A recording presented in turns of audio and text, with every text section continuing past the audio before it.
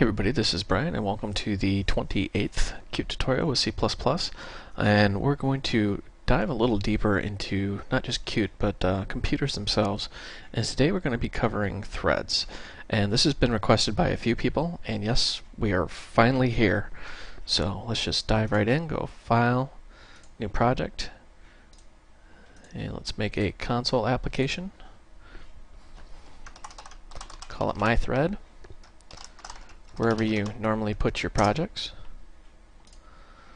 and finish. Alright, first thing we want to do is create a new class. So C++, C++ class, and we'll call it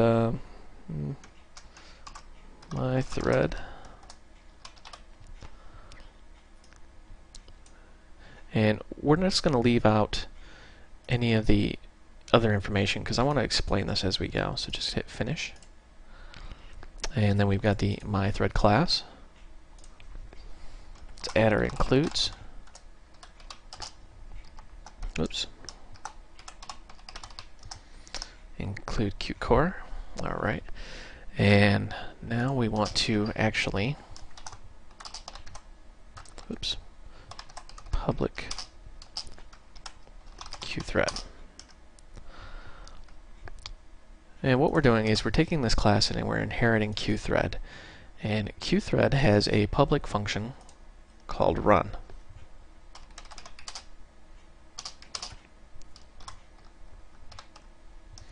And you see we are overriding that function. And what this is when you start the thread, this is the function that's going to be called run. So let's go into our implementation here and let's actually make our includes.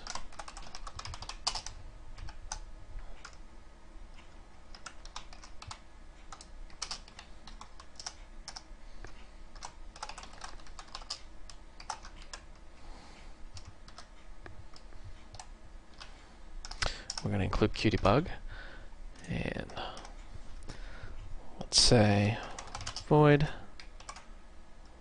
whoops, get rid of that bookmark,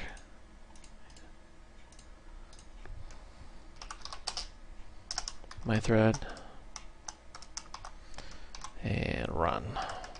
Alright, now we've got our code. And this is what's going to be triggered when the thread is run. I should say when the thread is started, sorry. This may sound confusing, but we're going to explain this really quick here.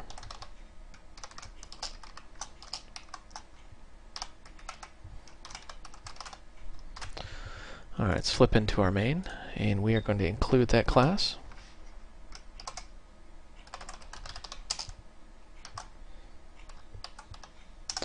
My thread.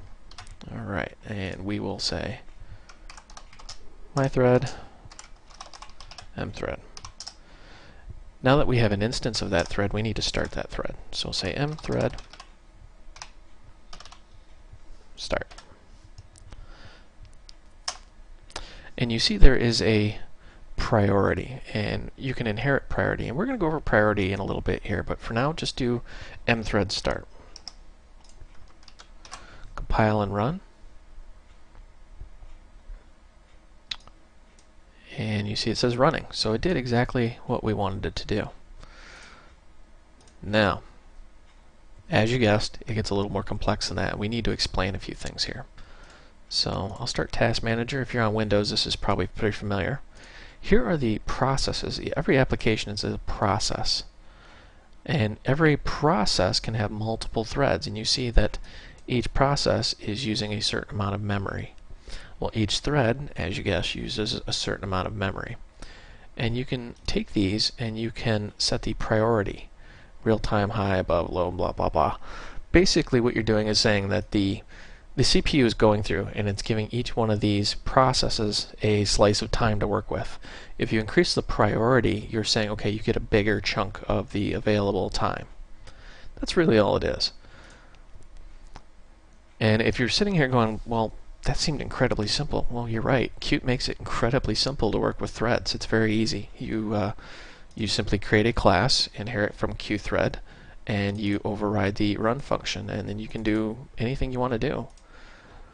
Now, let's expand this class a little bit, because I think this example was a little too easy. So what we're going to do here is say QString name, and we're going to have the ability to name our thread. So let's just save that. Go into here, and we're going to call this mthread1.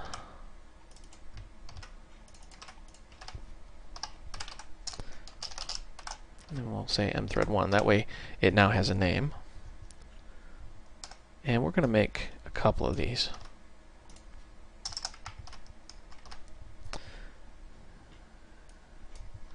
Say 2, 2, 2, and let's say 3, 3, and 3. And let's grab this. We now have 3 threads. Now, each thread is going to run the same code. Each time you fire up this thread, it's going to call this right here. So what good are threads? Well, if you're running an application and you want to do something that's going to take a very long time, like let's say you want to count to 1 trillion, but you don't want your application to lock up, you want it to be able to do other things, that's what a thread is. You say, here, go do this task and go away, and the thread goes into the background, does its task, and then you can query it later and say, what's your status? So what we're going to do here is we're going to say this name running. And let's just save it, fire this up. And sure enough, thread 1, 2, and 3 all ran. Now let's get a little more complex here. And let's just say for int, oops, help if I could spell for int I equals 0, I less than, and let's just say 1,000. I plus plus, in other words, we're going to increment I. And we are going to just simply print out the thread along with the number. And this will show you the real power of threads, and it's going to look like a big blur, but you'll understand it once you see it run. And it went very quickly because I have a pretty hefty computer. We didn't count very high, but you can see here thread 2, 998, thread 1, 999, thread 3, 989. So as you see, these are all running at the same time. They're all counting. Let's expand this number out. Much larger here. Let's run this. And you can see it's counting. And you can see that each thread is running independently. I don't know if the video is picking it up fast enough, but I can see 2, 1, 3, and you see the numbers just incrementing, incrementing, incrementing. So that's how threads work. You can run multiple threads at a time. That is the bare bone basics of how the QThread and how threads in general work. We're going to cover this over some more videos because this actually gets a little more complicated, especially when you start accessing variables. You need things that are called locks, and I'm running out of time in this video, so we just simply won't cover it in this one. But this is Brian. Thank you for watching. I hope you found this video educational and entertaining, and stay tuned.